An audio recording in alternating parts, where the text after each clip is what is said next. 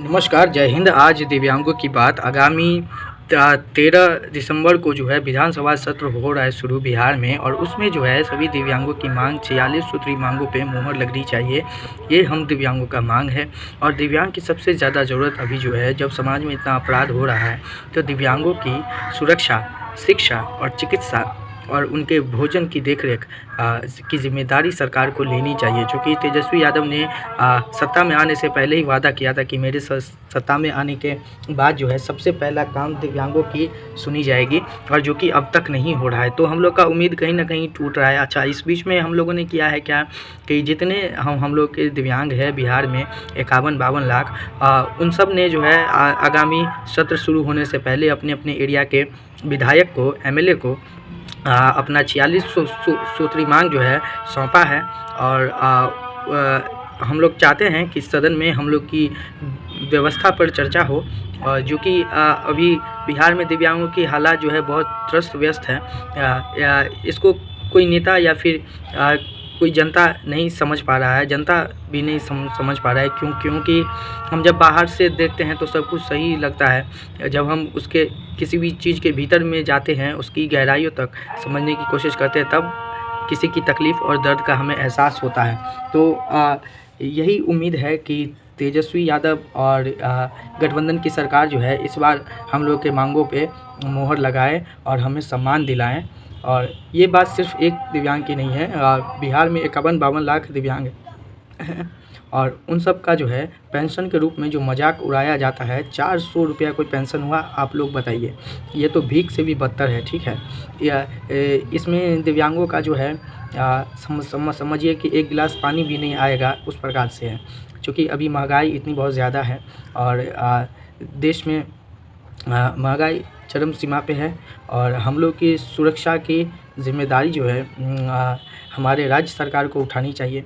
दूसरी बात, अगर किसी एमपी एमएलए एक बार जीतता है तो उसको उम्र भर पेंशन मिलती है, ठीक है, ताकि वो अपना जीवन व्यतीत कर सके अच्छे से, ठीक है। और अगर समय बदलने के अनुसार अगर महंगाई बढ़ती है तो उनके डीए भत्ता में जो है बढ़ोतरी होती है, लेकिन दिव्यांगों का हालत उससे भी जर्जर जो है रहता है।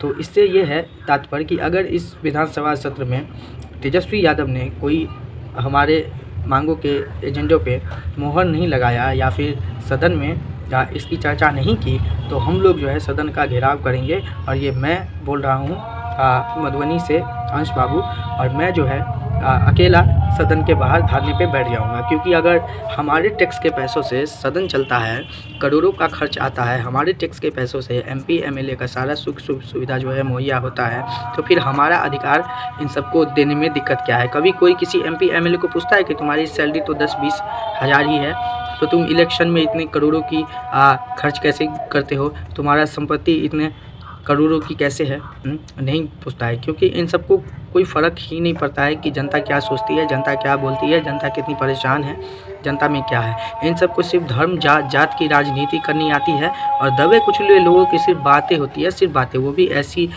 एसी वाले कमरे में बैठ के, और लाखों का सजाया मंच पर से, लेकिन धरातल ज़मीनी स्तर पे जो है उतरता नहीं है। अजान हो रहा है, अल्लाह को नवाजने का वक्त है। मैं हर एक धर्म की इज़्ज़त करता हूँ, क्योंकि सबसे बड़ा धर्म हम लोग का इंसानियत है, ठीक है। अगर आपको हिंदू मुस्लिम एकता देखना है ना, तो दिव्यांगों के पास जाकर बैठिए। हम लोग किसी से भेदभाव नहीं करते, कभी नहीं। हम लोग सब परेशान हैं, और परेशान व्यक्ति ही दूसरे परेशान व्यक्ति की परेशानी को समझ सकता है। तो वही कहानी है।